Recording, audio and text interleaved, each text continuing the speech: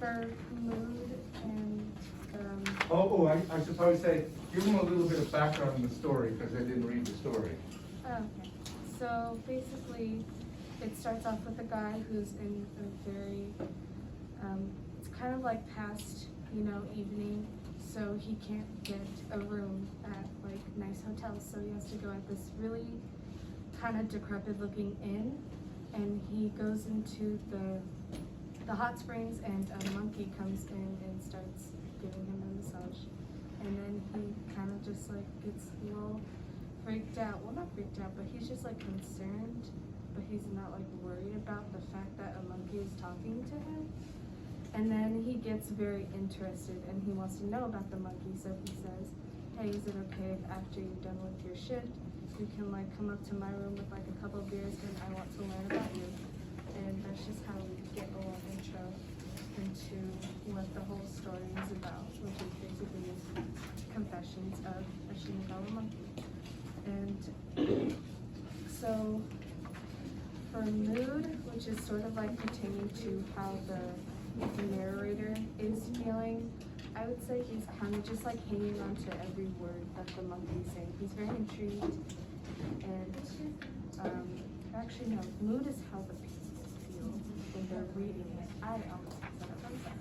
So in terms of mood, I thought it was kind of almost melancholy when the monkey was talking about how he was so alone and he was just kind of outcasted by humans and monkeys for just being different. I actually think the mood and the setting, they go well together, but because as going off of what Alyssa is like, as they change to different settings or like different places, like in the inn, you feel very unsettled, and you can tell he's unsettled because it's very run down. And then he stated that he would doubt that it'll make it through the next earthquake. And then you move to like the inn or to the hot springs, and he's very like calm and relaxed until the monkey comes into the spring, and then he feels very like confused and like starts questioning everything. And then as we get towards the end of the story, he's very reflective because after he goes through everything that he goes through, he can't really like talk about anything anymore because he doesn't know how he would put it into words or what he would say or who would believe what he would say. So I think that it changes throughout the story. There's no one set feeling or one set mood. It just keeps kind of continuing. I agree with Zoe. I think the mood changes a lot through the story with the settings. And I also think in the beginning, he's in the dingy little inn and it's just kind of gross and he's uncomfortable.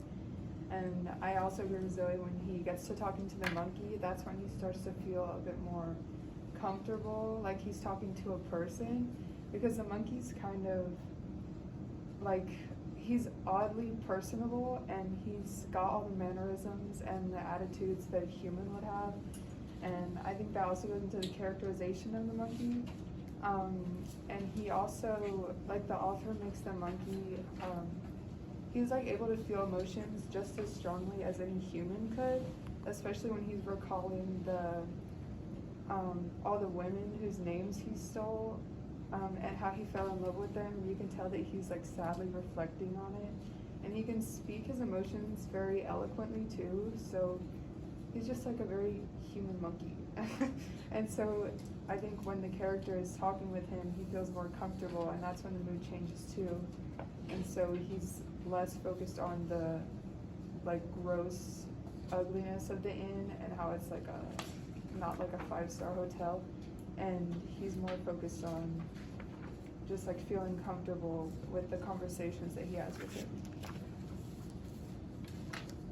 Going off like what Anna Rose was saying, like in the end, like whenever he was in the baths and all that, he was like saying how he actually kind of liked that he was like one of the only ones there, and he didn't stay in like a 5-star hotel because it would have been a lot more crowded, and he wouldn't have gotten like, I guess like the experiencing. Mm-hmm. They would have gotten a monkey time. Yeah. Like they were saying, I think they sort of created their own atmosphere, because as it drifted away from the setting of the inn, it doesn't even really mention it, because after that it goes very deep into the dialogue because he's so engrossed in the monkey's words that everything around him just kind of doesn't matter. And also what Anna Rose said, how the monkey was a very like personified character, like kind of like having human emotions and saying things like any normal human would. I was kind of thinking about that when I was reading it, and I was like, maybe it's like more of a symbol. This is getting way off topic, but maybe it was more of a symbol for a person. Maybe it was just a person, but a very outcast, type person who just doesn't really find any human or animal interaction. Just kind of made me think. And then how kind of closer to the end, when the author, or the narrator I should say, said that he might write a story about it, but people would ask him like, what's the moral, what's the theme? And then he was just like, why should there be a moral? It's just a talking monkey. It's kind of, how do you say it? It's like the author knew what he was doing when he was saying that.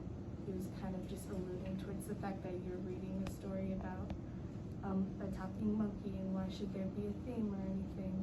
And maybe there wasn't a talking monkey, maybe it was just a person, and he was just sort of personifying this animal as just to be a distraction from the theme, maybe just being like, why should there be any deeper meaning if it's a talking monkey? Do you remember how the other monkeys treated the monkey? Yeah, they kind of just like said that he was too, I don't know, kind of like prissy, like too They good didn't for say he them. belonged. Because he like was living with a human, talking like a human. And they were just like, you talk weird. I agree with Alyssa. I think one of the themes could just be how sometimes you don't really fit into one specific group. Because the monkey, when he's with the monkeys and the animals in the zoo, they don't really accept him because he's too emotional and he has too many human qualities. But when he's with humans, they obviously don't accept him because he's a monkey and because it's kind of weird. And when he's working in the inn, he says, I think he says like he's not supposed to really interact with the people because, or he's not supposed to make it known that he's there because of like sanitation rules and stuff. So he's not really accepted by the human world or the monkey world. So I think that's a theme in there too. Kind of in limbo. Yeah. Going along with what you were saying, I think a lot of people can identify with the monkey because, like, for example, there's in the Hispanic community, whenever you're not born in that certain country, but your parents are from there and your whole family's from there, it's like it can be kind of hard to like identify yourself with just one nationality and one culture. And then going along with what Alyssa was saying, I think when the author like made the tone, like for example, like confusing, because in a lot of times the guy was like confused with like what the monkey was saying and everything. And in one part of the story, he says that this was a monkey, for goodness sake, a monkey and nothing else. He's like almost like irritated that like this is happening because it makes no sense. Going off of what Larry was saying about culture and stuff like that, it's kind of like him being mixed because you're two races, like she was saying, and that you don't necessarily fit in one place and you don't necessarily fit in the other, so you're just kind of there, but you want to be in both and you just can't because you are both. You're not just one, you're not just the other. So it kind of acts as a sense of like confusion, like, okay, where do I belong? Where do I stay?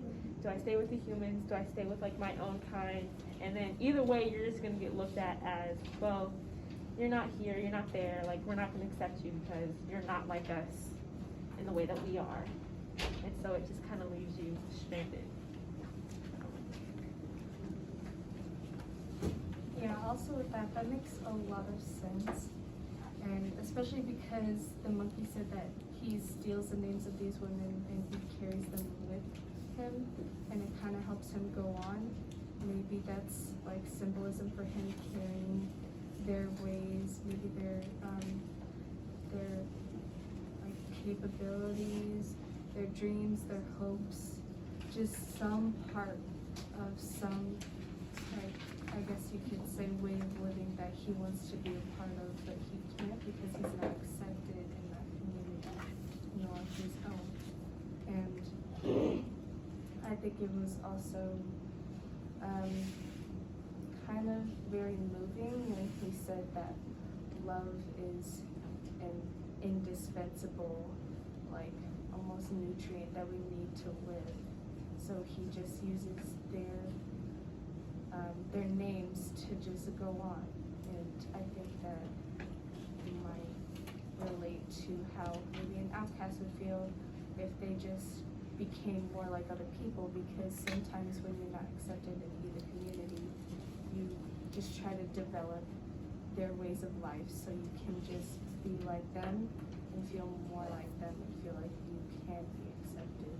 Maybe one day if you just, you know, adopted their way of life, even if you don't agree with it sometimes.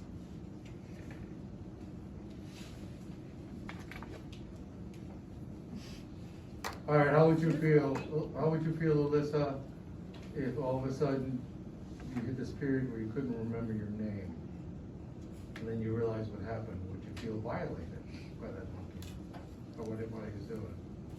Well, if I knew the monkey did that, then I guess I would. But the thing is, in the story, like, the women didn't really know, so they just kind of felt like they were going crazy. I feel like that could just be very detrimental, especially to everyday life. It's easy to everything. But also, I think it's more so sad for the monkey that he has to do that just to feel like validation in some weird way that we don't really understand. Because I would imagine he was very desperate, and it's not like he liked doing it. It was an incessant need that you just can't control. It's like how when you're deep below the water and you can't get to the surface, your body forces you to take a breath, even when there is no air. That's kind of an analogy. Thank you, that's fine. Or actually, you were, pass it Diego, because you were out. Yeah. That's not fair. Something that you liked about the discussion? Well, I like how Valeria made the connection about the Hispanic people when, like, we don't belong in a group or something like that. Like, when we have, like, two cultures in our soul, some way to say it. And yeah, I like how you said that, like, the way she explained it. So the deep Venezuelans would look at her now and say, look at Valeria, she's dating a blondie gringo guy, right? All right, right? She's a gringa now, all right? And then, you know, and then the hater gringo girls would say, look at Valeria taking up one of our guys. Why don't you just go back and date one of them other Venezuelan guys, right? You know? All right, so you're stuck between the two cultures. You can't win no matter what, all right? So, all right. Yeah, hand it to somebody else. Forget about you, Tom. It was pretty much the same thing he said, where it's like the monkey wasn't accepted by like the rest of the monkeys, and they're always like, oh, like Alyssa said, that they don't, what is it, that he didn't look like them, he didn't talk like them, but it's just like he was definitely not going to be accepted and like with the humans. So it's like he's in this place where it's like he I guess the monkey would feel kind of like lost because he's not from one place but he's not from the other, so it's just like that conflict that he feels with himself. Yeah. We'll get one more. Alfredo's dying to talk. Oh yeah, I don't know what to say. What'd you like about it? Oh, I like the way Zoe said like throughout the story it had different moods, and like the mood was changing as well as the setting. So that was pretty interesting. All right.